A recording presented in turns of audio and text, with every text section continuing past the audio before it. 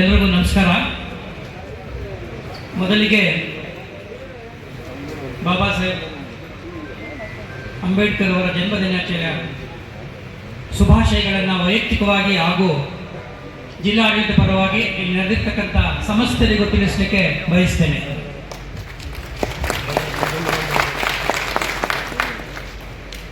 ಬಾಬಾ ಸಾಹೇಬರ ಜನ್ಮ ದಿನಾಚರಣೆಯ ಅಂಗವಾಗಿ ಕೋಲಾರ ಜಿಲ್ಲೆಯಲ್ಲಿ ಅತ್ಯಂತ ಅಭೂತಪೂರ್ವವಾದಂಥ ಮೆರವಣಿಗೆ ಚಾಲನೆ ಮತ್ತು ಪುಷ್ಪಾರ್ಚನೆ ಹಾಗೂ ಈ ಸಂಜೆ ಹೊತ್ತಿನಲ್ಲಿ ನಡೀತಾ ಇರುವಂಥ ಈ ವೇದಿಕೆ ಕಾರ್ಯಕ್ರಮದಲ್ಲಿ ಭಾಗವಹಿಸ್ತಾ ಇರತಕ್ಕಂಥ ಪ್ರತಿಯೊಬ್ಬರಿಗೂ ಹೃತ್ಪೂರ್ವಕವಾದಂಥ ಸ್ವಾಗತವನ್ನು ಬಯಸ್ತಾ, ಪ್ರಾಯಶಃ ಕರ್ನಾಟಕದ ಯಾವ ರಾಜ್ಯದಲ್ಲಿಯೂ ಕೂಡ ಈ ಮಟ್ಟಿಗೆ ಬಾಬಾ ಸಾಹೇಬರ ಅರ್ಥಪೂರ್ಣ ಆಚರಣೆಯನ್ನು ಆಚರಿಸಿದಂಥ ಜಿಲ್ಲೆಗಳು ಬಹಳ ವಿರಳ ಅಂತ ಹೇಳಲಿಕ್ಕೆ ನಾನು ಬಯಸ್ತೇನೆ. ಬಾಬಾ ಸಾಹೇಬರ ವಿಚಾರ ಮತ್ತು ಅವರ ಜೀವನ ದರ್ಶನದ ಬಗ್ಗೆ ಮಾತಾಡಲಿಕ್ಕೆ ಈಗಾಗಲೇ ಉಪನ್ಯಾಸಕರು ಕೂಡ ಬಂದಿದ್ದಾರೆ. ಅವರ ಬಗ್ಗೆ ಎಲ್ಲಿಂದ ಪ್ರಾರಂಭ ಮಾಡಬೇಕು ಅನ್ನೋದೇ ನನಗೆ ಬಹಳ ದೊಡ್ಡ ಸಮಸ್ಯೆ. ಯಾಕೆಂದರೆ ಒಬ್ಬ ವ್ಯಕ್ತಿ ಈ ಒಂದು ಮಟ್ಟಕ್ಕೆ ಏರಿ ಒಂದು ಜೀವಮಾನದಲ್ಲಿ 65 ವರ್ಷದ ಈ ಜೀವಮಾನದಲ್ಲಿ ಇಡೀ ಒಂದು ದೇಶದ ಸಾಮಾಜಿಕ ಮತ್ತು ರಾಜಕೀಯ ಚರಿತ್ರೆಯನ್ನೇ ಬದಲಾಯಿಸಲಿಕ್ಕೆ ಸಾಧ್ಯ ಅನ್ನೋದನ್ನು ಮಾಡಿ ತೋರಿಸಿದವರು ಬಾಬಾ ಸಾಹೇಬ್ ಅಂಬೇಡ್ಕರ್ ಅವರು. ನಾನು ಯಾವಾಗಲೂ ಹೇಳ್ತಾ ಇರ್ತೀನಿ, ಈ ಜಾತಿ ಪದ್ಧತಿ ಅಥವಾ ಅಸ್ಪೃಶ್ಯತೆ ಅನ್ನೋದು ಕೇವಲ ಈ ದೇಶದಲ್ಲಿ ಮಾತ್ರ ಅಂಟಿರ್ತಕ್ಕಂಥ ಒಂದು ಕಾಯಿಲೆ. ಅದು ಬರೀ ಕಾಯಿಲೆ ಮಾತ್ರ ಅಲ್ಲ, ಅದು ಒಂಥರ ಅಂಟು ರೋಗ ಕೂಡ. ಎಷ್ಟು ಮಟ್ಟಿಗೆ ಅದು ಅಂಟು ರೋಗವಿದೆ ಅಂತಂದ್ರೆ, ನಮಗೆ ಸ್ವಾತಂತ್ರ್ಯ ಬಂದು 75 ವರ್ಷವಾದರೂ ಸಹ ಭೌತಿಕವಾಗಿ ನಮ್ಮಲ್ಲಿರ್ತಕ್ಕಂಥ ಈ ಜಾತಿಯ ವ್ಯವಸ್ಥೆಯನ್ನ ಮತ್ತು ಅಸ್ಪೃಶ್ಯತೆಯನ್ನ ಸಂವಿಧಾನದಲ್ಲಿ ನಾವು ಅದನ್ನು ಸಂಪೂರ್ಣವಾಗಿ ನಿರ್ಮೂಲನೆ ಮಾಡಿದ್ರೂ ಜನರ ಅಂದ್ರೆ ಇನ್ನು ಬಹುತೇಕ ಜನರ ಮನಸ್ಸಲ್ಲಿ ಇನ್ನೂ ಕೂಡ ಆ ಜಾತಿಯ ಮನಸ್ಸು ಸಕ್ರಿಯವಾಗಿರೋದನ್ನು ನಾವಿಲ್ಲಿ ಕಾಣ್ತಾ ಇದ್ದೇವೆ. ಆ ಜಾತಿಯ ಮನಸ್ಸು ಸಕ್ರಿಯವಾಗಿರುವ ಹಿನ್ನೆಲೆಯಲ್ಲೇ ಶೋಷಿತ ವರ್ಗದವರು, ವಿಶೇಷವಾಗಿ ಅಪಮಾನಿತರು ಮತ್ತು ನಿಂದನೆಗೆ ಒಳಗಾದವರು ಇಂದೂ ಕೂಡ ಬಹಳ ಎಚ್ಚರಿಕೆಯಿಂದ ಹೆಜ್ಜೆಗಳನ್ನು ಇಡಬೇಕಾದಂಥ ಅನಿವಾರ್ಯತೆ ಇದೆ ಅಂತ ನನಗಾದರೂ ಅನ್ನಿಸ್ತಾ ಇದೆ. ಬಾಬಾ ಸಾಹೇಬರ ಜೀವನ ವಿಚಾರದಲ್ಲಿ ಎಲ್ಲರೂ ಹೇಳ್ತೀವಿ, ನಾವು ವಿಶ್ವ ಕಂಡಂತ ಅತ್ಯಂತ ಶ್ರೇಷ್ಠ ಜ್ಞಾನಿ, ಎರಡು ಮಾತೇ ಇಲ್ಲ. ಪ್ರಾಯಶಃ ಇನ್ನೊಂದು ಹೆಜ್ಜೆ ಮುಂದಕ್ಕೆ ಹೋಗಿ ನೀವು ಮಾತಾಡೋದಾದ್ರೆ, ಒಂದೊಂದು ಯುಗಕ್ಕೆ ಒಬ್ಬೊಬ್ಬರು ಮಾತ್ರ ಯುಗ ಪುರುಷರು ಬರಲಿಕ್ಕೆ ಸಾಧ್ಯ. ಕೇವಲ ದಲಿತರಿಗೆ ಮಾತ್ರವಲ್ಲ, ಹಿಂದುಳಿದವರಿಗೆ ಮಾತ್ರವಲ್ಲ, ಮಹಿಳೆಯರಿಗೆ ಮಾತ್ರವಲ್ಲ, ಕಾರ್ಮಿಕರಿಗೆ ಮಾತ್ರವಲ್ಲ, ಜಗತ್ತಿನಲ್ಲಿ ಈ ದೇಶದಲ್ಲಿ ನೋವನ್ನ ಅನುಭವಿಸ್ತಕ್ಕಂಥ, ನಿಂದನೆಯನ್ನು ಅನುಭವಿಸ್ತಕ್ಕಂಥ ಎಲ್ಲರ ಪರವಾಗಿ ಧ್ವನಿಯಾಗಿ ನಿಂತ, ಧ್ವನಿ ಎತ್ತಿ ಆ ಮೂಲಕವಾಗಿ ಯುಗ ಪುರುಷರಾಗಿ ಮಾರ್ಪಾಡದಂತಹ ವ್ಯಕ್ತಿ ಯಾರಾದರೂ ಇದ್ದರೆ ಆಧುನಿಕ ಭಾರತದಲ್ಲಿ ಅದು ಬಾಬಾ ಸಾಹೇಬ್ ಡಾಕ್ಟರ್ ಅಂಬೇಡ್ಕರ್.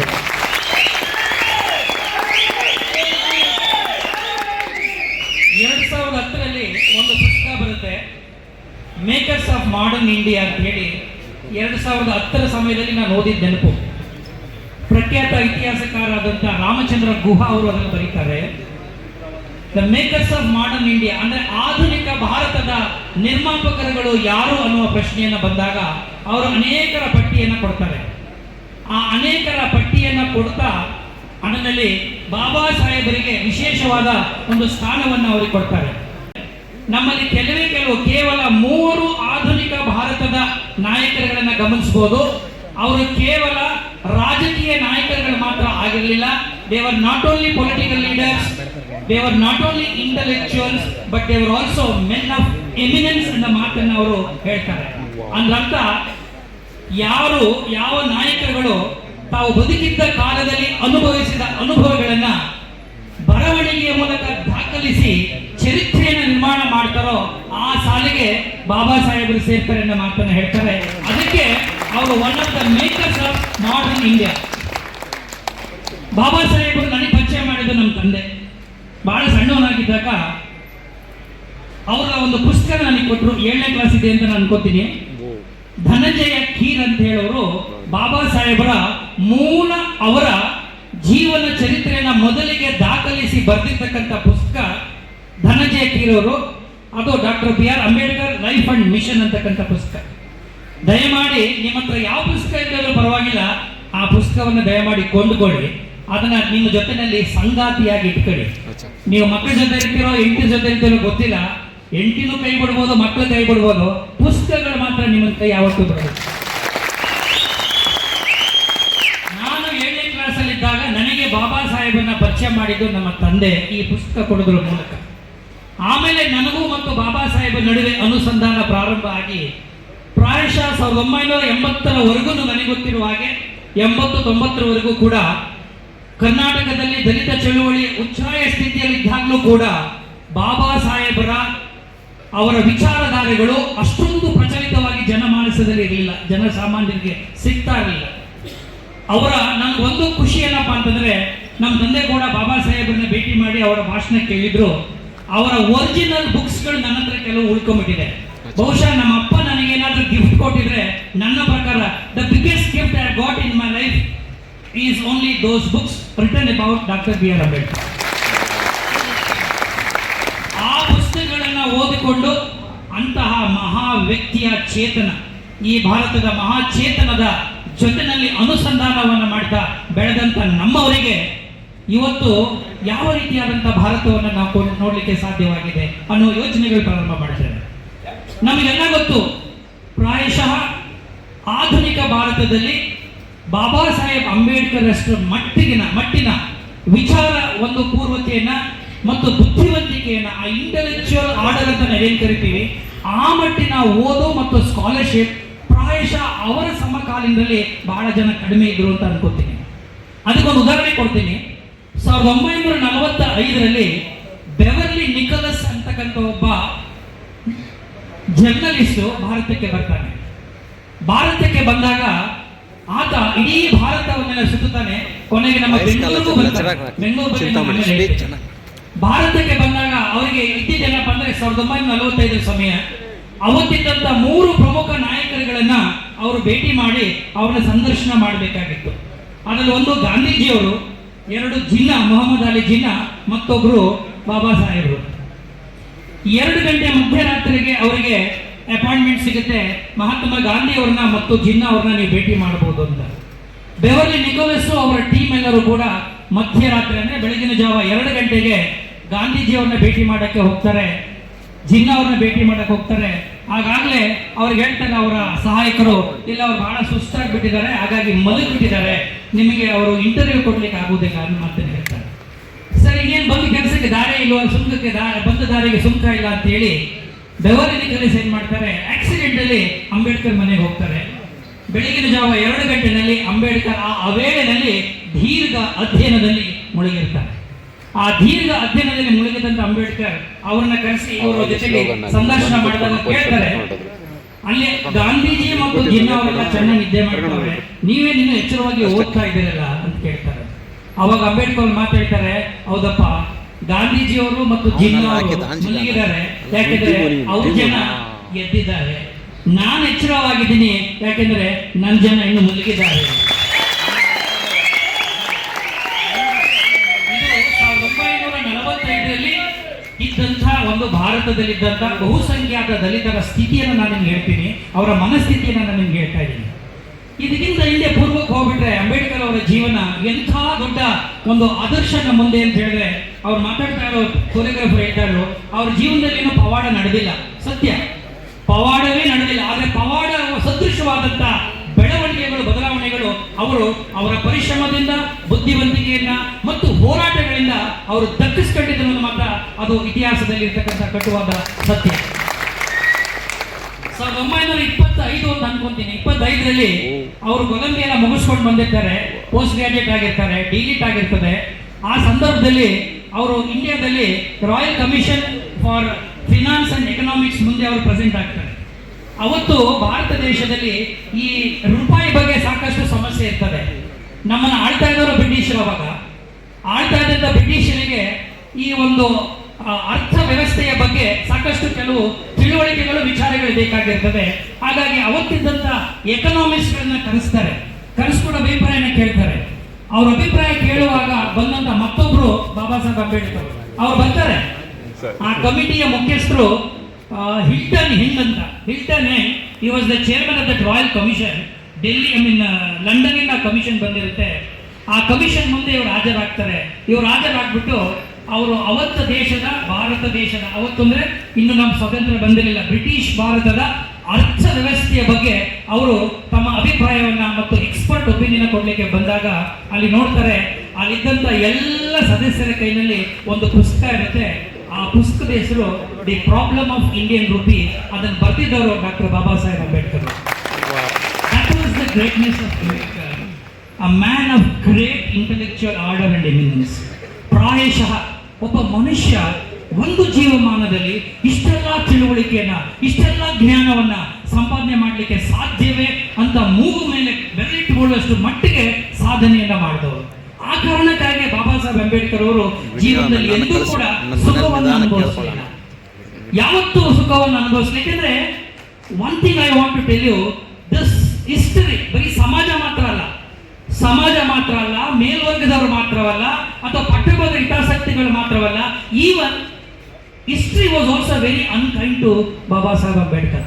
ಚರಿತ್ರೆಯಲ್ಲೂ ಕೂಡ ಬಾಬಾ ಸಾಹೇಬರ ಸಾಧನೆಗಳನ್ನ, ಮಹತ್ವಕಾರ್ಯಗಳನ್ನ, ಅಥವಾ ಅವರ ಜೀವನ ಏನು ಶೈಲಿಯನ್ನಾಗಲಿ ಅಥವಾ ವಿಚಾರಧಾರೆಗಳನ್ನಾಗಲಿ ಅವರು ಯಾರೂ ಕೂಡ ಅವತ್ತಿನ ಕಾಲದಲ್ಲೂ ಕೂಡ ಪ್ರಚಾರ ಮಾಡ್ಲಿಕ್ಕೆ ಹೋಗಿಲ್ಲ. But the same history was very kind to Gandhiji. ಅದೇ ಇತಿಹಾಸ ಗಾಂಧೀಜಿಯವರ ಬಗ್ಗೆ ಬಹಳ ಅನುಕಂಪವನ್ನು ತೋರಿಸುತ್ತೆ, ಆದರೆ ಅಂಬೇಡ್ಕರ್ ಬಗ್ಗೆ ಅನುಕಂಪವನ್ನೇ ತೋರಿಸೋದಿಲ್ಲ. ಅಂದ್ರೆ ಬರೀ ಜನಗಳು ಮಾತ್ರ ವಿರೋಧ ಮಾಡಲಿಲ್ಲ, ಜಾತಿ ವ್ಯವಸ್ಥೆ ಮಾತ್ರ ವಿರೋಧ ಮಾಡಲಿಲ್ಲ, ಮೇಲ್ಜಾತಿಯವರು ಮಾತ್ರ ವಿರೋಧ ಮಾಡಲಿಲ್ಲ, ಅವರ ಪ್ರತಿಯೊಂದು ಹೆಜ್ಜೆಗೂ ಕಲ್ಲು ಹಾಕಿ ಅವರ ಎಲ್ಲ ಪ್ರಯತ್ನಗಳನ್ನು ನಿರ್ನಾಮ ಮಾಡುವ ಎಷ್ಟೇ ಪ್ರಯತ್ನಗಳು ನಡೆದರೂ ಕೂಡ ಅದನ್ನು ಮೆಟ್ಟಿ ನಿಂತು ತನ್ನದೇ ಭೀಮಾ ಆದಿಯನ್ನು ತೋರಿಸಿಕೊಟ್ಟವರು ಬಾಬಾ ಸಾಹೇಬ್ ಅಂಬೇಡ್ಕರ್. ಅದು ಸುಲಭವಾದ ಕೆಲಸ ಆಗಿರಲಿಲ್ಲ, ನಿಮ್ಗೆಲ್ಲ ಗೊತ್ತಿರಲಿ, ಅದಷ್ಟು ಸುಲಭವಾದ ಕೆಲಸ ಆಗಿರಲಿಲ್ಲ. ಬಹಳ ಜನ ಅನ್ಕೊಂಡಿರ್ತಾರೆ ಇವರು ಯಾರನ್ನ ದೇಶಭಕ್ತಿ ಇರಲಿಲ್ಲ ಅಥವಾ ಗಾಂಧೀಜಿಯವ್ರನ್ನ ವಿರೋಧ ಮಾಡಿ, ಎಲ್ಲ ಸುಳ್ಳು, ಏನು ಇಲ್ವೇ ಇಲ್ಲ. ಒಂದ್ ಕಡೆ ಬಹಳ ಚೆನ್ನಾಗಿ ಹೇಳ್ತಾರೆ, ಗಾಂಧೀಜಿ ಮತ್ತು ಜಿನ್ನಾ ಅವರ ಬಗ್ಗೆ ಮಾತಾಡ್ತಾ ಅವ್ರು ಹೇಳ್ತಾರೆ, ನಾನು ಈ ಐಡಲ್ಸ್ ಇದೆಯಲ್ಲ, ಅಂದ್ರೆ ವಿಗ್ರಹಗಳ ಆರಾಧಕನಲ್ಲ. I am no worshipper of idols, in fact I am a breaker of idols ಅನ್ನ ಮಾತನ್ನು ಹೇಳ್ತಾರೆ. ಆದರೆ ನಾನು, if you ask me, I say I hate Gandhi and Jinnah ಅಂತ ಹೇಳಿ ನಿಲ್ಲಿಸ್ತಾರೆ. No no no, I don't hate them, I dislike them ಅನ್ನೋ ಮಾತನ್ನು ಹೇಳ್ತಾರೆ. ನಾನು ಅವ್ರನ್ನ ವಿರೋಧಿಸೋದಿಲ್ಲ, ದ್ವೇಷ ಮಾಡೋದಿಲ್ಲ, ಅವರ ಅಭಿಪ್ರಾಯಕ್ಕೆ ನಾನು ಒಪ್ಪಿಗೆ ಇಲ್ಲದೆ ಇರಬಹುದು. ಯಾಕೆಂದ್ರೆ why I dislike Gandhi and Jinnah ಅಂದ್ರೆ because I love India more than Gandhi and Jinnah ಅನ್ನೋ ಮಾತನ್ನು ಹೇಳ್ತಾರೆ. ಇದು ಅಂಬೇಡ್ಕರ್ ಅವರ ದೇಶ ಪ್ರೇಮ. ಬಹಳ ಜನ ಅಂಬೇಡ್ಕರ್ ಅವ್ರನ್ನ ಪೂರ್ತಿಯಾಗಿ ಓದ್ಕೊಂಡಿಲ್ಲ, ಎಷ್ಟು ಬೇಕೋ ಅಷ್ಟು ಓದ್ಕೊಂಡು ತಮ್ಮ ಮೂಗಿನ ನೇರಕ್ಕಷ್ಟೇ ಅವ್ರನ್ನ ಸಂದರ್ಭಕ್ಕೆ ಬಳಸಿಕೊಳ್ಳುವ ಪ್ರಯತ್ನವನ್ನ ಮಾಡಿ ಆ ಮೂಲಕವಾಗಿ ಒಂದಷ್ಟು ಲಾಭವನ್ನ ಪಡೆಯುವ ಪ್ರಯತ್ನ ಮಾಡ್ತಾರೆ.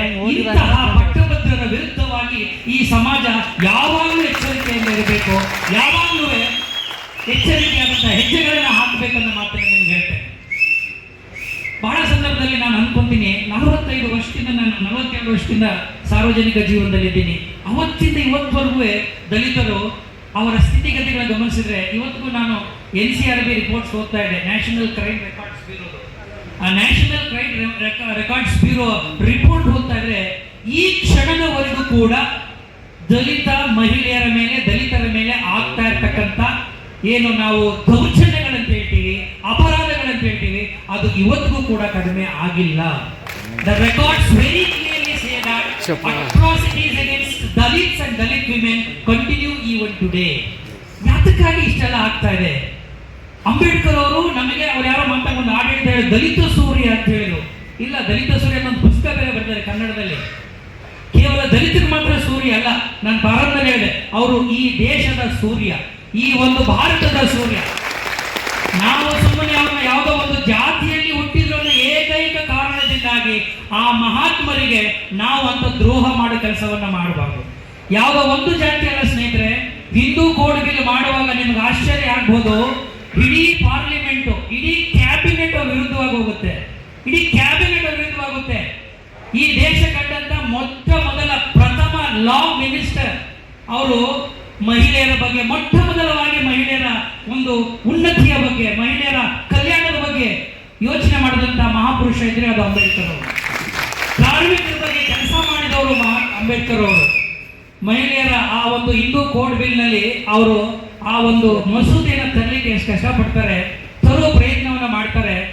ಮೊದಲ ಬಾರಿಗೆ ಹೆಣ್ಣು ಮಕ್ಕಳಿಗೆ ತಂದೆಯ ಆಸ್ತಿಯಲ್ಲಿ ಹಕ್ಕನ್ನು ಕೊಡಬೇಕು ಮತ್ತು ಮಕ್ಕಳಿಗೂ, ಹೆಣ್ಣು ಮಕ್ಕಳಿಗೂ ಅಷ್ಟೇ ಅಲ್ಲ, ವಿಧವೆಯರಿಗೂ ಆಸ್ತಿಯಲ್ಲಿ ಹಕ್ಕು ಕೊಡಬೇಕು ಅಂತ ಪ್ರತಿಪಾದನೆಯನ್ನ ಮಾಡ್ತಾರೆ. ಅದರ ಜೊತೆಯಲ್ಲಿ ಅಷ್ಟು ಮಾತ್ರ ಅಲ್ಲ, ಡೈವರ್ಸ್ ಕೂಡ ಕೇಳುವಂತ, ಆಕೆಗೆ ಸ್ವಾತಂತ್ರ್ಯವನ್ನು ಕೊಡಬೇಕು ಅಂತ ಮಹಿಳೆಯರ ಸ್ವಾತಂತ್ರ್ಯ ಪರವಾಗಿ ಧ್ವನಿ ಎತ್ತಿದ ಮೊದಲ ಆಧುನಿಕ ಮಹಾಪುರುಷ ಅಂತಂದ್ರೆ ಅಂಬೇಡ್ಕರ್ ಅವರು. ಆದ್ರೆ ಏನಾಯ್ತು ಗೊತ್ತಾ, ಆ ಹಿಂದೂ ಕೋಡ್ ಬಿಲ್ಲಿನ ಅವತ್ತು ನಮ್ಮ ರಾಷ್ಟ್ರದ ಅಧ್ಯಕ್ಷರಾಗಿದ್ದವರೇ ಅದನ್ನ ಮಸೂದೆಯಾಗಿ ಬಿಲ್ ಪಾಸೇ ಮಾಡಿಸಬೇಕು. ಅಷ್ಟು ಮಾತ್ರ ಅಲ್ಲ, ಸುಮಾರು 8 ದಿನಗಳು ಅದು ಡಿಸ್ಕಷನ್ಗೆ ಕರೆದೆ, ಪಾರ್ಲಿಮೆಂಟ್ ಅನ್ನು ಪ್ರೆಸೆಂಟೇ ಮಾಡಿದೆ. ಅಂದ್ರೆ ಆ ಮಟ್ಟಿನ ಒಂದು ಪಟ್ಟಭದ್ರ ಹಿತಾಸಕ್ತಿಗಳು ಅಥವಾ ಈ ಜಾತಿ ಮನಸ್ಸುಗಳು ಅವತ್ತಿಗೂ ಅವರ ವಿರುದ್ಧ ಕೆಲಸ ಮಾಡ್ತಿದ್ರಿಂದಾನೆ ನೊಂದು ಬೇಸರಗೊಂಡಂತ ಅಂಬೇಡ್ಕರ್ ಅವರು ಪದವಿಗೆ ರಾಜೀನಾಮೆ ಕೊಟ್ಟು ಆಚೆ ಬರ್ತಾರೆ. That was the integrity and the credibility of this great leader called Ambedkar. Ambedkar ಮೊನ್ನೆ ರಾತ್ರೋರಾತ್ರಿ ಹುಟ್ಟಿದಂತ ವ್ಯಕ್ತಿ ಅಲ್ಲ, ನಾವು ನೀವಾಗಿದ್ದದಲ್ಲ. ಆತ ಅಪರಂಜಿ. ಆ ಚಿನ್ನ ನಾವು ಆ ಮೂಸೆಯಿಂದ ನಾವು ಮಾಡಬೇಕಾದ್ರೆ, ಬಂಗಾರ ಆಗಬೇಕಾದ್ರೆ, ಆಭರಣ ಆಗಬೇಕಾದ್ರೆ ಅದು ಎಷ್ಟು ಮಟ್ಟಿಗೆ ನಾವು ಅದನ್ನು ಬೇಯಿಸ್ತೀವಿ, ಅದನ್ನು ನೋಯಿಸ್ತೀವಿ, ಆ ಮಟ್ಟಿಗೆ ಪರಿಪೂರ್ಣತೆಯನ್ನ ಕಂಡುಕೊಂಡಿರ್ತಕ್ಕಂಥ ವ್ಯಕ್ತಿತ್ವ ಆದರೆ ಅಂಬೇಡ್ಕರ್ ಅವರು. ಇಂಥ ಅಂಬೇಡ್ಕರ್ ಅವರ ಜನ್ಮ ದಿನಾಚರಣೆ ಮಾಡ್ತಕ್ಕಂಥದ್ದು, ಜಯಂತಿಯ ದಿನ ಅವ್ರನ್ನ ಕೊಂಡಾಡೋದು, ಅವರ ಆದರ್ಶಗಳನ್ನ ಮತ್ತೊಮ್ಮೆ ನಾವು ಸ್ಮರಣೆ ಮಾಡ್ಕೊಳ್ಳೋದು, ಇದು ನಮ್ಮೆಲ್ಲರ ಸೌಭಾಗ್ಯವೂ ಕೂಡ ಹೌದು. ನಿಮಗೆ ಆಶ್ಚರ್ಯ ಆಗ್ಬಹುದು, ಅವ್ರು ಹೇಳ್ತಾರೆ ಒಂದು ಕಡೆ, ಅವ್ರು ಯಾವತ್ತೂ ಅಷ್ಟೇ ವ್ಯಕ್ತಿ ಸ್ವಾತಂತ್ರ್ಯಕ್ಕೆ ಗೌರವ ಕೊಟ್ಟರು, ಸ್ವಾಭಿಮಾನಕ್ಕಾಗಿ ಅವರು ಹೋರಾಟವನ್ನು ಮಾಡಿದವರು, ಯಾವತ್ತೂ ಯಾರ ಮುಂದೆ ತಲೆ ತಗ್ಗಿಸಿದವರಲ್ಲ. ಗಾಂಧೀಜಿಯವರ ಜೊತೆ ಪೂನಾ ಒಪ್ಪಂದ ಆಗಬೇಕಾದ್ರೆ ಮೊದಲನೇ ಸಾರಿ 1931ರಲ್ಲಿ ಗಾಂಧೀಜಿಯವ್ರನ್ನ ಅವರು ಭೇಟಿ ಮಾಡ್ತಾರೆ ಯರವಾಡ ಜೈಲಿನಲ್ಲಿ. ಆ ಜೈಲಿನಲ್ಲಿ ಭೇಟಿ ಆದಾಗಲೂ ಕೂಡ ಅವರು ಇಬ್ಬರ ನಡುವೆ ಆ ಸಂವಾದ ಆಗುವಾಗ ಅವ್ರು ಆಡೋ ಮಾತೇನು ಗೊತ್ತಾ, Gandhiji I don't have a home land for my people ಅನ್ನೋ ಮಾತನ್ನು ಹೇಳ್ತಾರೆ. ನನಗೆ, ನನ್ನ ಜನರಿಗೆ ಮಾತೃ ದೇಶ ಇಲ್ಲ, ನನ್ನದು ಅನ್ನೋಂಥ ದೇಶ ಇಲ್ಲ. ಈ ದೇಶದಲ್ಲಿ ನಮ್ಮ ಬದುಕು ನಾಯಿ ನರಿಗಳಿಗಿಂತ ಕಡೆಯಾಗಿದೆ. ನಮ್ಮ ನೆರಳು ಕಂಡ್ರೆ ನಮ್ಮನ್ನ ದೂರ ಇಡ್ತಾರೆ. ನಮ್ಮನ್ನ ಅಷ್ಟು ಕ್ಷೀಣವಾಗಿ, ಅಷ್ಟು ನಿಕೃಷ್ಟವಾಗಿ ಕಾಣಿಸ್ಕೊಳ್ಳುವ ಈ ಸಮಾಜ, ಈ ಧರ್ಮ, ನನ್ನ ದೇಶ ಆಗ್ಲಿಕ್ಕೆ ಹೇಗೆ ಸಾಧ್ಯ ಅಂತ ಹೇಳ್ತಾರೆ. ಗಾಂಧೀಜಿ ಹತ್ರ ಉತ್ತರ ಇಲ್ಲ. ಆಮೇಲೆ ಪೂನಾ ಫ್ಯಾಕ್ಟರಿ ಏನಾಯ್ತು ಅಂತ ನಮ್ಗೆಲ್ಲರಿಗೂ ಗೊತ್ತಿದೆ, ಆ ಪ್ರಶ್ನೆಗೆ ಹೋಗುದಿಲ್ಲ. ನಾನು ಯಾಕೆ ಮಾತನ್ನು ಹೇಳ್ತಾ ಇದ್ದೀನಿ ಅಂತಂದ್ರೆ, ಗಾಂಧೀಜಿಯವರು ಮತ್ತು ಜಿನ್ನಾ ಆಗ್ಬೋದು ಅಥವಾ ಅವತ್ತಿನ ಭಾರತದ ಯಾವುದೇ ನಾಯಕರುಗಳಾಗಿರ್ಬೋದು, ಅಂಬೇಡ್ಕರ್ ಇದ್ದಂಥ ವಿಶೇಷತೆ ಏನಪ್ಪಾ ಅಂದರೆ ಕಠೋರವಾದಂಥ ನಿಷ್ಠುರವಾದಿಗಳು. ಯಾವುದನ್ನು ಅಷ್ಟು ಸುಲಭವಾಗಿ ರಾಜಿ ಮಾಡಿಕೊಳ್ಳುವ ಮನಸ್ಥಿತಿ ಅವ್ರದ್ದಾಗಿರಲಿಲ್ಲ. ಯಾಕೆಂದ್ರೆ ಅವ್ರಿಗೆ ಗೊತ್ತಿತ್ತು ವಾಸ್ತವ ಏನು ಅಂತ. ನಮಗೆ ಬೇಕಾಗಿರ್ತಕ್ಕಂಥದ್ದು ಸಮಾನತೆ, ಭ್ರಾತೃತ್ವ ವಿನಃ ನಮಗೆ ರಾಜಕೀಯ ಸ್ವಾತಂತ್ರ್ಯ ನಮಗೆ ಮುಖ್ಯ ಅಲ್ಲ ಅಂತ ಅವ್ರು ಹೇಳ್ತಾರೆ. ಆನ್ January 26, 1950 ಅಂದರೆ ನಮಗೆ 26 1950ರಲ್ಲಿ ಸಂವಿಧಾನ ಅಂತ ಏನು ಹೇಳ್ತಾ ಇದ್ದೀವಿ ಅದನ್ನ ಅಂಗೀಕಾರ ಮಾಡಿದ ದಿನ. ಅವ್ರು ಹೇಳ್ತಾರೆ, on January 26, 1950 we will have political equality. We will have political equality. ನಮ್ಮಲ್ಲಿ ರಾಜಕೀಯ ಸಮಾನತೆ ನಮಗೆ ಸಿಕ್ಕುತ್ತೆ. ಆದರೆ there is inequality in social and economic life. ಸಾಮಾಜಿಕ ಮತ್ತು ಆರ್ಥಿಕ ಜೀವನದಲ್ಲಿ ಅಸಮಾನತೆ ಇದೆ. ಎಲ್ಲಿವರೆಗೆ ಈ ವಿರೋಧಾಭಾಸವನ್ನ ನಾವು ಕೊನೆಗಾಣಿಸದಿಲ್ವೋ, as long as we do not we eliminate the contradiction, the people who suffer will blow the political democracy of this country ಅಂತ ಮಾತನ್ನು ಹೇಳ್ತಾರೆ. ಎಲ್ಲಿವರೆಗೆ ನಾವು ಈ ಒಂದು ಸಾಮಾಜಿಕ ಮತ್ತು ಆರ್ಥಿಕ ಅಸಮಾನತೆಯನ್ನು ತೊಡಗಿಸದಿಲ್ವೋ ಅಲ್ಲಿವರೆಗೆ ಈ ದೇಶದಲ್ಲಿ ನೊಂದ ಜನ, ಯಾರು ಅವಮಾನಿತರಾಗಿರ್ತಾರೆ, ಶೋಷಣೆಗೊಳಗಾಗಿದ್ದಾರೆ, ಅಸಮಾನತೆಯ ಇದಕ್ಕೆ ಕಿಚ್ಚಿಗೊಳಗಾಗಿರ್ತಾರೆ, ಅವರು ಈ ಪೊಲಿಟಿಕಲ್ ಡೆಮಾಕ್ರಸಿನ ಸಂಪೂರ್ಣವಾಗಿ ಕಿತ್ತಾಕಿಬಿಡ್ತಾರೆ, ಎಲಿಮಿನೇಟ್ ಮಾಡಿಬಿಡ್ತಾರೆ ಅನ್ನೋ ಮಾತನ್ನ, ಎಚ್ಚರಿಕೆ ಮಾತನ್ನು ಕೂಡ ಹೇಳ್ತಾರೆ. ಬಹಳಷ್ಟು ನೊಂದಿರ್ತಕ್ಕಂಥ ವ್ಯಕ್ತಿ. ಆ ನೋವಿನಲ್ಲಿ ಆ ತ್ಯಾಗ ಮಾಡೋದ್ರ ಮೂಲಕ ಇತರ ಜನರ, ತನ್ನ ಜನಾಂಗದ ಜನರ ಉದ್ಧಾರ ಆಗಬೇಕು, ಅವರ ಒಂದು ಕನಸುಗಳು ನನಸಾಗಬೇಕು ಅನ್ನುವಂಥ ಒಂದು ದೊಡ್ಡ ದೊಡ್ಡ ಆಲೋಚನೆಗಳನ್ನ ಇಟ್ಕೊಂಡಂತ ಅಂಬೇಡ್ಕರ್ ಅವರು ಒಂದು ಕಡೆ ಹೇಳ್ತಾರೆ, I do not like hero worship. ಅವ್ರು ಹೇಳ್ತಾರೆ, ವ್ಯಕ್ತಿ ಪೂಜೆ ರಾಜಕೀಯದಲ್ಲಿ ಒಳ್ಳೆಯದಲ್ಲ. ವರ್ಷಿಪ್ ಮಾಡೋದು ಅಂದ್ರೆ ಪೂಜೆ ಮಾಡೋದು ಧಾರ್ಮಿಕ ಕ್ಷೇತ್ರದಲ್ಲಿ ನಾವೇನಾದರೂ ಪೂಜೆ ಮಾಡಿದರೆ ಅದರಿಂದ ನಮಗೆ ಮುಕ್ತಿ ಸಿಗಬಹುದು. ಆದರೆ ವ್ಯಕ್ತಿ ಪೂಜೆ ಮಾಡೋದ್ರಿಂದ ಅದು ರಾಜಕೀಯ ಕ್ಷೇತ್ರದಲ್ಲಿ ಯಾವತ್ತೂ ಕೂಡ ಮುಕ್ತಿ ಸಿಗೋದಿಲ್ಲ, ಅದು ಡಿಗ್ರೇಡೇಷನ್ ಆಗುತ್ತೆ. ಆಮೇಲೆ finally it will lead to eventual dictatorship ಅನ್ನ ಮಾತನ್ನು ಹೇಳ್ತಾರೆ. ಎಲ್ಲಿ ನಾವು ವ್ಯಕ್ತಿಯನ್ನು ಪೂಜೆ ಮಾಡ್ತೀವೋ ಅದು ಅಂತಿಮವಾಗಿ ಅದು ಒಂದು ರೀತಿಯಾದಂಥ ಸರ್ವಾಧಿಕಾರಕ್ಕೆ ಎಡೆ ಮಾಡಿಕೊಡುತ್ತೆ ಅನ್ನೋ ಮಾತನ್ನು ಹೇಳ್ತಾರೆ. ಅಂದ್ರೆ ಅವರು ಯಾಕೆ ನಾನು ನಿಷ್ಠುರವಾದಿ ಅಂತ ಹೇಳ್ತೀನಿ ಅಂದ್ರೆ, ಅವರು ಕ್ರಾಸ್ ರೂಟ್ ಇಂದ ಬಂದಂಥವ್ರು, ಎಲ್ಲವನ್ನ ಅನುಭವಿಸಿ ಮೇಲೆ ಬಂದು ಪರಿಪಕ್ವವಾಗಿದ್ದಂಥ ಆ ಒಂದು ವ್ಯಕ್ತಿತ್ವ. ಆ ಕಾರಣಕ್ಕಾಗಿ ಅವರಿಗೆ ಈ ದೇಶ ಅಂದ್ರೆ ಏನೊಂದು ಗೊತ್ತಿತ್ತು. ಸಂಸ್ಕೃತ ಭಾಷೆಯನ್ನು ಕಲಿತದ್ರಿಂದಾನೇ ನಮ್ಮ ಶಾಸ್ತ್ರ ಮತ್ತು ನಮ್ಮ ಈ ವೇದಗಳು, ಉಪನಿಷತ್ತುಗಳನ್ನ ತಾವೂ ಕೂಡ ಅದರ ಆಳಕ್ಕೆ ಒಕ್ಕಿ ಅದರ ಉಳುಕು ಕೆಳಗುಗಳನ್ನ ಆಚೆ ತೆಗೆದವರು. ಅದನ್ನೇ ರಿಡಲ್ಸ್ ಆಫ್ ಹಿಂದೂಯಿಸಂ ಓದಿದ್ರೆ ಬಹುಶಃ ನಿಮ್ಗೆ ಎಲ್ಲರೂ ಗೊತ್ತಾಗ್ಬಿಡುತ್ತೆ ಇವರ ಜ್ಞಾನ ಭಂಡಾರ ಎಂಥದ್ದು ಮತ್ತು ಇವರ ಆಳವಾದ ವಿಮರ್ಶ ಒಂದು ಶಕ್ತಿ ಮತ್ತು ಶೈಲಿ ಎಷ್ಟು ಶ್ರೇಷ್ಠವಾದುದನ್ನ ಮಾತು ನಮಗೆ ಅರ್ಥ ಆಗ್ತದೆ. ಅಂಬೇಡ್ಕರ್ ಅವರ ಜನ್ಮ ದಿನಾಚರಣೆಯನ್ನು ನಾವು ಆಚರಣೆ ಮಾಡ್ತಾ ಬಂದಿದ್ದೀವಿ. ಆಗಲೇ ಹೇಳಿದೆ, ಸುಮಾರು 75 ವರ್ಷದಿಂದ ಸತತವಾಗಿ ನಾವು ಮಾಡ್ತಾ ಬರ್ತಾ ಇದ್ದೀವಿ. ಅನೇಕ ಸಂದರ್ಭಗಳಲ್ಲಿ ನನಗನ್ಸಿದೆ, ನಾವು ಅಥವಾ ಈ ದಲಿತ ಸಮುದಾಯದವರು ಇನ್ನೂ ಕೂಡ ಇವತ್ತಿಗೂ ನಾವು ಬೀದಿನಲ್ಲೇ ಇದ್ದೀವಿ, ಬಿಸಿಲಿನಲ್ಲೇ ಇದ್ದೀವಿ. ನಾವು ಯಾವತ್ತೂ ಬೇರೆಯವ್ರ ಹಾಗೆ ಮೇಲೆ ಹೋಗೋದು ಅಥವಾ ಉನ್ನತವಾದ ಹುದ್ದೆಗಳಿಗೆ ಹೋಗಬೇಕು ಅಂತ ಅನ್ಸಕ್ಕೆ ಪ್ರಾರಂಭ ಆಗಬೇಕು. ಆ ರಿಯಲೈಸೇಷನ್ ನಮ್ಮ ಒಂದು ಈ ಸಮಾಜದಲ್ಲಿ ಕಾಣಬೇಕು. ನನಗೆ ಪ್ರತಿ ಸಾರಿ ಇಂಥವೆಲ್ಲ ನೋಡಿದಾಗ ಅನ್ಸುತ್ತೇನಪ್ಪ ಅಂದ್ರೆ, ಇವತ್ತಿನ ಈ ಕಾಲಘಟ್ಟದಲ್ಲಿ ಆಚರಣೆಗಳು ಬೇಕು, ಅವ್ರನ್ನ ಸ್ಮರಿಸ್ಕೋಬೇಕು. ಈ ಸಂಭ್ರಮ ಅಗತ್ಯ ಇದೆ, ಅನಿವಾರ್ಯವೂ ಕೂಡ ಇದೆ ಇವತ್ತು ಸಂದರ್ಭದಲ್ಲಿ. ಆದರೆ ಆ ಆಚರಣೆ ಅಥವಾ ಆರಾಧನೆ ಅಷ್ಟೇ ನಮ್ಮ ಜವಾಬ್ದಾರಿ ಆಗಬಾರದು. ಆಚರಣೆ ಅಥವಾ ಆರಾಧನೆ ಅಷ್ಟೇ ನಮ್ಮ ಜವಾಬ್ದಾರಿ ಆಗಬಾರದು, ಅದು ಅನುಕರಣೆಗೆ ದಾರಿ ಮಾಡಿಕೊಡಬೇಕು. So therefore I always propose to elevate Dr. Ambedkar to the next level. ಪ್ರಾಯಶಃ ನಾವು ನೀವೆಲ್ಲರೂ ಇವತ್ತು ಪ್ರಜ್ಞಾವಂತ ಸಮಾಜದಲ್ಲಿದ್ದೀವಿ, ಆಧುನಿಕ ಭಾರತದಲ್ಲಿ ನಾವೆಲ್ಲ ಇದ್ದೀವಿ. ನಮಗೆ ಎಲ್ಲ ವಿಚಾರಗಳು ಸಂಪೂರ್ಣವಾಗಿ ಗೊತ್ತಾಗ್ತಾ ಇದೆ. ನಮ್ಮನ್ನು ಯಾರು ತುಳಿತಾ ಇದ್ದಾರೆ, ನಮಗೆ ಯಾರು ಈ ಸ್ಥಿತಿಗೆ ತಂದಿದ್ದಾರೆ, ನಾವು ಎಷ್ಟು ಮಟ್ಟಿಗೆ ನಮ್ಮ ಸ್ವಾತಂತ್ರ್ಯವನ್ನು ಕಳ್ಕೊತಾ ಇದ್ದೀವಿ, ಎಷ್ಟು ಮಟ್ಟಿಗೆ ನಾವು ಬೇರೆಯವರ ಸೇವೆ ಮಾಡಿಕೊಂಡು ಬೇರೆಯವರ ಒಂದು ದೇವರನ್ನೇ ನಮ್ಮ ತಲೆ ಮೇಲೆ ಹೊತ್ಕೊಂಡು ನಾವು ಮಾತ್ರ ಗುಡಿಯಿಂದ ಆಚೆಗೆ ಇವತ್ತಿಗೂ ಇದ್ದೀವಲ್ಲ, ಎಂತ ವಿಪರ್ಯಾಸ. ಗುಡಿ ಕಟ್ಟೋರು ನಾವು, ಮನೆ ಕಟ್ಟೋರು ನಾವು, ಎಲ್ಲ ಮಾಡ್ಕೊಂಡವ್ರು ನಾವು. ಆದ್ರೆ ಮನೆ ಗೃಹ ಪ್ರವೇಶ ಆದ್ಮೇಲೆ ಒಳಗಡೆಗೆ ನಮ್ಮನ್ನು ಬಿಡೋದಿಲ್ಲ.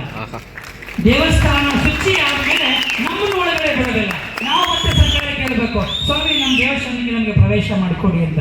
ದೇವಸ್ಥಾನ ಅವ್ರು ಕಟ್ಟೋದಿಲ್ಲ, ಗುಡಿಗಳು ಯಾರು ಕಟ್ಟೋದಿಲ್ಲ, ಶ್ರಮಜೀವಿಗಳು ರೀ.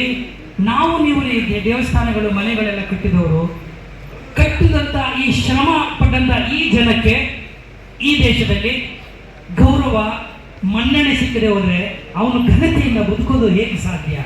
ನಾವೆಲ್ಲ ಕೇಳೋದೇನೆಂದ್ರೆ, ನಾವು ಎಲ್ಲರ ಹಾಗೆ ಘನತೆಯಿಂದ ಬದುಕನ್ನ ನಿರ್ಮಾಣ ಮಾಡಿಕೊಂಡು ಘನತೆಯಿಂದ ಬದುಕಲಿಕ್ಕೆ ಒಂದು ಸಮಾನತೆಯ ಅವಕಾಶಗಳು, ಸಮಾನತೆಯ ಒಂದು ಸಮಾಜ ಈ ಒಂದು ವ್ಯವಸ್ಥೆ ಒಳಗಡೆ ನಿರ್ಮಾಣ ಆಗಬೇಕು. ಇನ್ನೂ ನಮ್ಮ ಹೋರಾಟ ಸಮಾನತೆಯ ಪರವಾಗಿ ಇದೆ. ಆ ಕಾರಣಕ್ಕಾಗಿ ನಾವು ಯಾರನ್ನೂ ಕೂಡ ದೂಷಣೆ ಮಾಡಿ ಪ್ರಯೋಜನ ಇಲ್ಲ. ಸಾವಿರಾರು ವರ್ಷಗಳ ಹಿಂದೆ ಈ ವ್ಯವಸ್ಥೆಯನ್ನ ಮಾಡಿಬಿಟ್ಟಿದ್ದಾರೆ. ಆ ವ್ಯವಸ್ಥೆ ಒಳಗಡೆ ಮಾನಸಿಕ ಗುಲಾಮರುಗಳು ಸೇರ್ಕೊಂಡ್ಬಿಟ್ಟಿದ್ದಾರೆ. ಮಾನಸಿಕ ಗುಲಾಮರಾಗಿರ್ತಕ್ಕಂಥವರಿಂದ, ಆ ವಿಕೃತ ಮನಸ್ಸಿನಿಂದ ಈ ರೀತಿಯಾದಂತಹ ಅವಘಡಗಳು, ಅಸಮಾನತೆಗಳು ಮತ್ತು ಈ ಶೋಷಣೆಗಳು, ದೌರ್ಜನ್ಯಗಳು ಇನ್ನು ನಡೀತಾ ಇದೆ. ನನ್ನ ಅನುಭವದಲ್ಲಿ ಹೇಳೋದಾದ್ರೆ, ಎಲ್ಲ ಸಮುದಾಯದಲ್ಲೂ ಕೂಡ ಪ್ರಜ್ಞಾವಂತರಿದ್ದಾರೆ, ಹೃದಯವಂತರಿದ್ದಾರೆ. ನಮ್ಮ ಎಲ್ಲ ಕೆಲಸಗಳು ಏನಾಗಬೇಕಂದ್ರೆ ಆ ಪ್ರಜ್ಞಾವಂತರನ್ನ, ಆ ಹೃದಯವಂತರನ್ನ, ಅವರನ್ನ ಮೋಟಿವೇಟ್ ಮಾಡ್ತಕ್ಕಂಥ ಕೆಲಸ ಆಗಬೇಕು. ಅದು ಅಂಬೇಡ್ಕರ್ ಅವರು ಬಯಸಿದ್ದು. ಅದಕ್ಕೆ ಅವ್ರು ಹೇಳ್ತಾರೆ, ಪ್ರೀತಿ ಮತ್ತು ಸ್ನೇಹ ಇವೆರಡರಿಂದ ಮಾತ್ರ ನಾವು ಸಾಧಿಸಲಿಕ್ಕೆ ಸಾಧ್ಯ. ಅವ್ರೊಂದು ಕಡೆ ಹೇಳ್ತಾರೆ, 1943 ಅಂತ ಅನ್ಕೊಂತೀನಿ, ಒಂದು ಬರೀತಾರೆ, ಆ ಒಂದು ಆರ್ಟಿಕಲ್ ಆಗಿ ಬರೆಯುವಾಗ ಹೇಳ್ತಾರೆ, ತುಂಬ ಜನ ಹೇಳ್ತಾರೆ ಅಂಬೇಡ್ಕರ್ ಅವರಿಗೆ ಭಾಳ ಸಿಟ್ಟು ಜಾಸ್ತಿ, ಅವರಿಗೆ ತುಂಬ ಸಿಟ್ಟಿತ್ತು, ಆಮೇಲೆ ಭಾಳ ಒಂಥರ ತುಂಬ ಅವ್ರ ಜೊತೆ ಮಾತಾಡೋದ್ರಲ್ಲಿ ಹೇಳ್ಬೇಡು ಒಂಥರ ಆರೋಗ್ಯಂಟ್ ನೇಚರ್ ಇದೆ ಅಂತ ಮಾತನ್ನ ಹೇಳ್ತಾರೆ. ಕೆಲವು ಕಡೆ ರೆಕಾರ್ಡ್ ಕೂಡ ಮಾಡಿದ್ದಾರೆ ಅದನ್ನ. ಅವ್ರು ಹೇಳ್ತಾರೆ, ನನಗೇನಾದರೂ ದ್ವೇಷ ಅಥವಾ ಈ ಒಂದು ಕೋಪ ಅನ್ನೋದೇನೋ ಇದ್ದಿದೆ, had my mind been seized by hatred and anger, I would have brought disaster upon this land within 5 years ಅಂತ ಮಾತನ್ನು ಹೇಳ್ತಾರೆ. ನನಗೇನಾದರೂ ದ್ವೇಷ ಇದ್ದಿದ್ರೆ, ನನಗೇನಾದ್ರು ಹಗೆತನ ಇದ್ದಿದ್ರೆ, ಸಿಟ್ಟಿದ್ದಿದ್ರೆ, ವ್ಯವಸ್ಥೆ ಇಷ್ಟೆಲ್ಲ ಮಾಡಿದ್ರು ಅವ್ರು ಹೇಳ್ತಾ ಇದ್ದಾರೆ ಇದ್ದಿದ್ರೆ ಬಹುಶಃ 5 ವರ್ಷದಲ್ಲಿ ಈ ಒಂದು ಇಡೀ ದೇಶದಲ್ಲಿ ಒಂದು ದೊಡ್ಡ ಕ್ರಾಂತಿ ಆಗೋಗ್ಬಿಡ್ತಾ ಇತ್ತು. ನಾನು ಯಾವತ್ತೂ ಆ ಕೆಲಸ ಮಾಡಲಿಲ್ಲ. ಎಲ್ಲರನ್ನ ಪ್ರೀತಿಯಿಂದ ಗೆಲ್ಲುವ ಪ್ರಯತ್ನ ಮಾಡಿದ್ದೇನೆ. ಸಮಾನತೆಯ ಬದುಕು ಎಲ್ರಿಗೂ ಸಿಗಬೇಕು ಅಂತ ಹೋರಾಟವನ್ನ ಮಾಡಿದ್ದೇನೆ. ಆ ಹೋರಾಟಕ್ಕಾಗಿ ನನ್ನ ಜನರಿಗಾಗಿ ನಾನು ಸಂಪೂರ್ಣವಾಗಿ ತ್ಯಜಿಸಿದ್ದೀನಿ ಅಂತ ಹೇಳೋ ಮಾತನ್ನು ಹೇಳ್ತಾರೆ ವಿನ ಯಾವತ್ತೂ ಕೂಡ ಅವರು ಸಾಮರಸ್ಯವನ್ನ ಕೆದರುವ ಕೆಲಸವನ್ನ ಮಾಡಲಿಲ್ಲ. ದೇಶವನ್ನ ಕಟ್ಟುವ ಕೆಲಸವನ್ನ ಮಾಡಿದ್ರೆ ವಿನ ದೇಶವನ್ನ ಅದನ್ನ ಮುರಿದು ಹಾಕುವಂತ ಅಥವಾ ಹೊಡೆದಾಕುವಂತ ಕೆಲಸವನ್ನ ಅಂಬೇಡ್ಕರ್ ಅವರು ಯಾವತ್ತೂ ಮಾಡಲಿಲ್ಲ. ಆ ಕಾರಣಕ್ಕಾಗಿಯೇ ಆ ಕಾಲದಲ್ಲಿ ಮಾತ್ರವಲ್ಲ ಈ ಕಾಲದಲ್ಲೂ ಕೂಡ ಅಂಬೇಡ್ಕರ್ ಆಧುನಿಕ ಭಾರತದಲ್ಲಿ ಇವತ್ತಿಗೂ ಅತ್ಯಂತ ಪ್ರಸ್ತುತ ಐತಿಹಾಸಿಕ ನಾಯಕರಾಗಿ ನಮ್ಮ ದೇಶದಲ್ಲಿ ಉಳ್ಕೋತಾರೆ. It is very very rare. ನಾನು ಅಮೆರಿಕಾದ ಬ್ಲ್ಯಾಕ್ಸ್ ಬಗ್ಗೆ ಸ್ಟಡಿ ಮಾಡಿದ್ದೀನಿ. ನಾನು ಮೊದಲು PhD ಮಾಡಿದ್ದು ಅಮೆರಿಕನ್ ಬ್ಲ್ಯಾಕ್ಸ್ ಮತ್ತು ಇಂಡಿಯನ್ ದಲಿತ್ಸ್ ಬಗ್ಗೆ. ಅಮೆರಿಕನ್ ಬ್ಲ್ಯಾಕ್ಸ್ ಬಗ್ಗೆ ನಾನು ಓದಬೇಕಾದ್ರೆ ಅಲ್ಲಿ ಇಬ್ಬರು ಮಹಾನಾಯಕರುಗಳು ಬರ್ತಾರೆ. ಒಬ್ರು ಬೂಕರ್ ಟಿ ವಾಷಿಂಗ್ಟನ್ ಅಂತ ಹೇಳಿ, ಅದಕ್ಕಿಂತ ಮಾರ್ಟಿನ್ ಲೂಥರ್ ಕಿಂಗ್ ಅಂತ. ಮಾರ್ಟಿನ್ ಲೂಥರ್ ಕಿಂಗ್ ಜೂನಿಯರ್ ಇನ್ನೊಬ್ರು ಆಮೇಲೆ ಬರ್ತಾರೆ. Booker T Washington, he was also one of the greatest black leaders of America who fought for the rights of the blacks and fought against racism in America. ಅಮೆರಿಕದಲ್ಲಿ ಕರಿಯರ ಪರವಾಗಿ ಹೋರಾಟವನ್ನು ಮಾಡಿದನು Booker T Washington. ಅವರು ಅಲ್ಲಿ ಕರಿಯರ ಪರವಾಗಿ ಏನು ಹೋರಾಟ ಮಾಡ್ತಾರೆ, ಅದೇ ರೀತಿಯಾಗಿ ಭಾರತದಲ್ಲಿ ದಲಿತರ ಪರವಾಗಿ ಅದಕ್ಕಿಂತ ಹೆಚ್ಚು ತೀವ್ರವಾಗಿ, ನಿಖರವಾಗಿ, ಅತ್ಯಂತ ಗಟ್ಟಿಯಾಗಿ ಹೋರಾಟದ ನೆಲೆಯನ್ನು ಕಂಡುಕೊಂಡವರು ಡಾಕ್ಟರ್ ಬಾಬಾ ಸಾಹೇಬ್ ಅಂಬೇಡ್ಕರ್ ಅವರು. ಅದು ನಮಗೆ ಬಹಳ ಖುಷಿಯಾಗುತ್ತೆ. ಕೊಲಂಬಿಯಾ ಯೂನಿವರ್ಸಿಟಿನಲ್ಲಿ 1955-56ಗೆ 54 ಅವಾಗ ವಾಪಸ್ ಹೋಗ್ತಾರೆ ಇವರು. ಅಲ್ಲೇ ಅವರು MA ಮಾಡಿರ್ತಾರಲ್ಲ ಫಸ್ಟು. ಅಲ್ಲಿ ವಾಪಸ್ ಹೋದಾಗ ಅವರು ಇವರಿಗೆ ಹಾನರಿ ಡಿಗ್ರಿ ಆಫ್ ಲಾ ಕೊಡ್ತಾರೆ, PhD ಕೊಡ್ತಾರೆ. ಆ ಡಿಗ್ರಿ ಆಫ್ ಲಾ ಕೊಡುವಾಗ ಇವತ್ತಿಗೂ ಕೊಲಂಬಿಯಾ ಯೂನಿವರ್ಸಿಟಿಗೆ ಹೋದರೆ ನೀವು ಆ ಪ್ಲೇಕ್ನ ಗಮನಿಸ್ಬೋದು. ಅಲ್ಲಿ framer of Indian constitution, a maker of modern India and a great upholder of human rights of the world ಅನ್ನೋ ಮಾತನ್ನ ಇವತ್ತಿಗೂ ಅಲ್ಲಿ ಬರುತ್ತೆ. ಆಮೇಲೆ ನಿಮಗೆಲ್ಲ ನೆನಪಿರಲಿ ಸ್ನೇಹಿತರೆ, ವಿಶ್ವಸಂಸ್ಥೆಯಲ್ಲಿ ಯಾವ್ದಾರೋ ದೇಶದ ಮಹಾನಾಯಕರುಗಳ ಒಂದು ಜನ್ಮ ದಿನಾಚರಣೆ ಆಚರಣೆ ಮಾಡಿದ್ರೆ UN ನಲ್ಲಿ, ಯುನೈಟೆಡ್ ನೇಷನ್ಸ್ ಆರ್ಗನೈಸೇಷನ್ ನಲ್ಲಿ ನ್ಯೂಯಾರ್ಕ್ ಅಲ್ಲಿ, ಅದು ಡಾಕ್ಟರ್ ಬಾಬಾ ಸಾಹೇಬ್ ಅಂಬೇಡ್ಕರ್ ಅವರ ಒಂದು ಜನ್ಮ. ನಾವಿಷ್ಟೆಲ್ಲ ಮಾತಾಡುವಾಗ ಕೇವಲ ಸಂಭ್ರಮದಲ್ಲಿ ಕಳೆದೋಗಬಾರ್ದು ಸ್ನೇಹಿತರೆ. ಸಂಭ್ರಮದಲ್ಲಿ ಕಳೆದೋಗೋ ದಿನಗಳು ಮುಗಿದೋಯ್ತು. ನನಗೆ ಕೇಳಿದ 10 ವರ್ಷ, 20 ವರ್ಷ, 30 ವರ್ಷ ಸಾಕು. ಸಂಭ್ರಮದಿಂದ ಕೊಂಡಾಡಿ ಸಾಕು. ನಾವು ಕೊಂಡಾಡ್ತಾ ಭ್ರಮೆಗಿದ್ದು ಬಿಟ್ರೆ ಮಿಕ್ಕವರೆಲ್ಲ ನಮ್ಮನ್ನು ದಾಟಿ ಮುಂದೆ ಹೋಗ್ತಾ ಇದ್ದಾರೆ. ಸರ್ಕಾರಿ ಕೆಲಸ ಒಂದೇ ಅಂತ ನಾವು ಕೂತ್ಬಿಟ್ರೆ ಮಿಕ್ಕವರು ಬೇರೆ ಬೇರೆ ಬೇರೆ ಬೇರೆ ಒಂದು ಆಲ್ಟರ್ನೇಟಿವ್ಸ್ಗಳನ್ನ, ಪರ್ಯಾಯಗಳನ್ನ ಸೃಷ್ಟಿ ಮಾಡಿಕೊಂಡು ಜೀವನದಲ್ಲಿ ಮುಂದೆ ಬರ್ತಾ ಇದ್ದಾರೆ. ಆ ರೀತಿಯಾದಂತಹ ಪರ್ಯಾಯವಾದ ಬದುಕಿಗೆ ನಾವೆಲ್ಲರೂ ನಮ್ಮನ್ನ ಒಟ್ಟಿಕೊಳ್ಳುವಂತ ಪ್ರಯತ್ನವನ್ನ ಮಾಡಬೇಕು. ಅದಕ್ಕೆ ನಾನು ನಿಮ್ಮಲ್ಲಿ ವಿನಂತಿ ಮಾಡ್ಕೊಳ್ಳೋದು ಏನಪ್ಪಾ ಅಂತಂದ್ರೆ, ಇವತ್ತು ಅಂಬೇಡ್ಕರ್ ಅವರನ್ನ ನಾವು ಒಂದು ಎಮೋಷನಲ್ ಎಂಟಿಟಿ ಆಗಿ ನೋಡ್ತಾ ಇದ್ದೀವಿ. We are considering Ambedkar as N emotional entity. Of course is emotional leader. Ambedkar ಅಂದ್ರೆ ಮತ್ತು ಸಂವಿಧಾನ ಅಂದ್ರೆ ನಮಗೆ ಭಾವನಾತ್ಮಕವಾದ ಸಂಬಂಧ ಯಾರು ಹೇಳದೆ ಹೋಗ್ಲಿ ಅಂಬೇಡ್ಕರ್ ಹೆಸರು ಬರ್ತಾ ಇದ್ದಂಗೆ ನಮ್ಮಲ್ಲೆಲ್ಲರಿಗೂ ಒಂದು ರೀತಿ ರೋಮಾಂಚನ ಆಗಕ್ಕೆ ಶುರುವಾಗುತ್ತೆ. Because we are connected emotionally to the Ambedkar and his life and his teachings and also and his fights. ಆದ್ರೆ ನನಗನ್ಸುತ್ತೆ 75 ವರ್ಷ ಆಗಿದೆ ಸ್ನೇಹಿತರೆ, ಅಂಬೇಡ್ಕರ್ ಅವ್ರನ್ನ ಒಂದು ಎಮೋಷನಲ್ ಎಂಟಿಟಿಯಿಂದ let us try to elevate into the rational Ambedkar, rational entity. That is where we are going to discover or rediscover a new Ambedkar. ಹೊಸ ಅಂಬೇಡ್ಕರ್ನ ನಾವೇನಾದ್ರೂ ಹುಡ್ಕೋಬೇಕು ಅಂತಂದ್ರೆ ಅಂಬೇಡ್ಕರ್ ಅನ್ವೇಷಣೆ ನಾವು ಜಾಸ್ತಿಯನ್ನ ಮಾಡಬೇಕಾಗತ್ತೆ. ಆ ಅನ್ವೇಷಣೆ ಯಾವ ದಿಕ್ಕಲ್ಲಿ ಇರಬೇಕು ಅಂತಂದ್ರೆ ಅವರು ಅತ್ಯಂತ ಜ್ಞಾನಿಯಾಗಿದ್ದವರು, ಅತ್ಯಂತ ಪ್ರಖರ ರ್ಯಾಷನಲಿಸ್ಟ್, ವಿಚಾರವಾದಿಯಾಗಿದ್ದವರು. Let us try to explore the rationalist face of Ambedkar's life. ಬಹುಶಃ ಅದು ನಮಗೆ ಹೆಚ್ಚಿನ ಒಂದು ಸ್ಯಾಂಟಿಟಿ ಅಂತ ಹೇಳಲಿಕ್ಕೆ ಇಷ್ಟಪಡೋದಿಲ್ಲ, ಕ್ರೆಡಿಬಿಲಿಟಿ ಅಥವಾ ರಿಲೆವೆನ್ಸ್ ನ ತಂದುಕೊಡೋಕೆ ಸಾಧ್ಯ ಇದೆ ಅಂತ ನನಗೆ ಅನಿಸುತ್ತೆ. ಅಂಬೇಡ್ಕರ್ ಅವರು ಇವತ್ತು ನಾವೆಲ್ಲ ಸ್ನೇಹಿತರೆ ನಮ್ಮ ಮನೆಯಲ್ಲಿ ನಾವು ದಲಿತರು ಅನ್ನುವ ಭಾವನೆಯೇ ಇಲ್ಲದೆ ನಮ್ಮ ಮಕ್ಕಳುಗಳನ್ನ ಬೆಳೆಸ್ತಾ ಇದ್ದೀವಿ. ನಂಗೆ ಬಹಳ ಬೇಜಾರಾಗುತ್ತೆ. ತುಂಬಾ ಮಕ್ಕಳುಗಳಿಗೆ ನಾವು ಯಾವ ಜಾತಿ ಅಂತ ಹೇಳಿದ್ರೆ ಬಚ್ಚಿಟ್ಕೊಂಡು ಸುಳ್ಳು ಹೇಳ್ಕೊಂಡು ಅಥವಾ ಹೇಳ್ದೇನೆ ನಾವು ನಮ್ಮ ಮಕ್ಕಳುಗಳನ್ನ ಬೆಳೆಸ್ತಾ ಇದ್ದೀವಿ. ಆ ರೀತಿಯಾದಂತ ಬೆಳೆಸಬೇಕಾದಂತ ಸಂದರ್ಭವೂ ಇಲ್ಲ, ಅನಿವಾರ್ಯವೂ ಇಲ್ಲ. ಯಾತಕ್ಕೆ ಬೇಕು? ನಾವೇನು ಕಳ್ತನ ಮಾಡಿಲ್ವಲ್ಲ. ನಮ್ಮ ಜಾತಿನಲ್ಲಿ ನಮ್ಮ ಮಕ್ಕಳುಗಳಿಗೆ ಹೆಮ್ಮೆಯಿಂದ ನಾವು ಇಂಥ ಜಾತಿಲಿ ಅದು ನಾವು ಬೇಕು ಅಂತ ಕೇಳಿ ಹುಟ್ಟಿಲ್ವಲ್ಲ, ಒಂದು ಜಾತಿ ಅಂತ ಸರ್ಟಿಫಿಕೇಟ್ ಕೊಟ್ಬಿಟ್ಟಿದ್ದಾರೆ. ಆ ಜಾತಿ ಇದ್ದ ಮೇಲೆ ಅದನ್ನ ನಾವು ನಮ್ಮ ಮಕ್ಕಳಿಗೆ ಕೂಡ ಹೆಮ್ಮೆಯಿಂದ ಹೇಳ್ಬೇಕಲ್ವಾ? Because it becomes the part of my heritage. ನನ್ನ ಬದುಕಿನ, ನನ್ನ ಜೀವನದ ಅದು ಹೆರಿಟೇಜ್ ಆಗುತ್ತೆ, ಪರಂಪರೆ ಆಗುತ್ತೆ. ಆ ಕಾರಣಕ್ಕಾಗಿ ಅಂಬೇಡ್ಕರ್ ಅವರನ್ನ ನಾವು ಹೆಚ್ಚು ಹೆಚ್ಚು ಓದ್ಕೊಳ್ಳೋ ಪ್ರಯತ್ನ ಮಾಡಬೇಕು. ಯಾವತ್ತು ನಾವು ಹೆಚ್ಚು ಅಂಬೇಡ್ಕರ್ನ ಓದ್ಕೊಳ್ಳೋ ಪ್ರಯತ್ನ ಮಾಡ್ತೀವೋ, ಪ್ರತಿ ಸಾರಿ ನಾನು ಅಂಬೇಡ್ಕರ್ ಬಗ್ಗೆ ಓದುವಾಗ ಒಬ್ಬ ಹೊಸ ಅಂಬೇಡ್ಕರ್ ನನಗೆ ಕಾಣಿಸಕ್ಕೆ ಶುರು ಆಗ್ತಾರೆ. Every time my perception of understanding of Ambedkar goes change. ಪ್ರತಿ ಸಾರಿ ನಾನು ನಿಂತು ಮಾತಾಡುವಾಗ ಅಂಬೇಡ್ಕರ್ ಬಗ್ಗೆ, ಅಂಬೇಡ್ಕರ್ ನಿನ್ನೆ ನೋಡಿ ಅರ್ಥ ಮಾಡುವಾಗ ಈ ರೀತಿ ಕಾಣ್ತಾ ಇದ್ರಲ್ಲ, ಇವತ್ತು ಈ ಆಯಾಮದಿಂದ ನೋಡಿದ್ರೆ ಅಂಬೇಡ್ಕರ್ ಇನ್ನೂ ಬೇರೆ ತರ ಕಾಣ್ತಾ ಇದ್ದಾರೆ. ಅಂದ್ರೆ that is what is known as doctor B R Ambedkar. ಅವರ ವಿಚಾರಧಾರೆಗಳು ಅಷ್ಟು ಒರಿಜಿನಲ್ ಆಗಿರ್ತದೆ. ಆ ನೈಜತೆಯಿಂದ ಕೂಡಿರೋದ್ರಿಂದ, ಒರಿಜಿನಾಲಿಟಿ ಇದ್ರಿಂದ ಇವತ್ತಿಗೂ ಅಂಬೇಡ್ಕರ್ ಅವರು ನಮ್ಮ ಈ ಸಮಾಜಕ್ಕೆ ಪ್ರಸ್ತುತವಾಗಿದ್ದಾರೆ. ಅವರ ಬದುಕು ಪ್ರಸ್ತುತವಾಗಿದೆ ಮತ್ತು ಅವರ ವಿಚಾರಧಾರೆಗಳು ಪ್ರಸ್ತುತವಾಗಿದೆ. ನಮ್ಮ ಮಾತನ್ನು ಹೇಳ್ತಾ ಕೇವಲ ಆಚರಣೆಗಷ್ಟೇ ಅವರನ್ನ ಸೀಮಿತಗೊಳಿಸಿದೆ. ಅನುಕರಣೆ. ನನಗೆ ಕನ್ಫ್ಯೂಷಿಯಸ್, ಚೀನಾದ ಬಹಳ ದೊಡ್ಡ ಒಬ್ಬ philosopher, was A contemporary of Buddha. ಬುದ್ಧನ ಸಮಕಾಲೀನ ಆಗಿದ್ದಂಥ ಕನ್ಫ್ಯೂಷಿಯಸ್ ಒಂದು ಕಡೆ ಒಂದು ಮಾತು ಹೇಳ್ತಾನೆ. ಆ ಮಾತು ಹೇಳಿ ಮುಗಿಸ್ಬಿಡ್ತೀನಿ. When you see a good man, emulate him. ಎಷ್ಟು ಚೆನ್ನಾಗಿರುತ್ತೆ ನೋಡಿ. ನಿಮ್ಗೆ ಯಾರಾದ್ರೂ ಒಬ್ಬ ಒಳ್ಳೆ ವ್ಯಕ್ತಿ ಜೀವನದಲ್ಲಿ ಕಂಡ್ರೆ ಅವನ ಅನುಕರಿಸಿ. When you see a good man, emulate him. Emulate ಅಂದ್ರೆ ಫಾಲೋ ಹಿಮ್ ಅಂತ. When you see a bad man, ಒಬ್ಬ ಕೆಟ್ಟ ವ್ಯಕ್ತಿ ನಿಮಗೆ ಪರಿಚಯ ಆದ್ರೆ, ಒಬ್ಬ ಕೆಟ್ಟ ವ್ಯಕ್ತಿ ನಿಮಗೆ ಸಂದರ್ಶನ ಕೊಟ್ಟರೆ, ಅದು ಸಿಕ್ಕಿದ್ರೆ, please examine your own heart ಅನ್ನೋ ಮಾತನ್ನು ಹೇಳ್ತಾರೆ.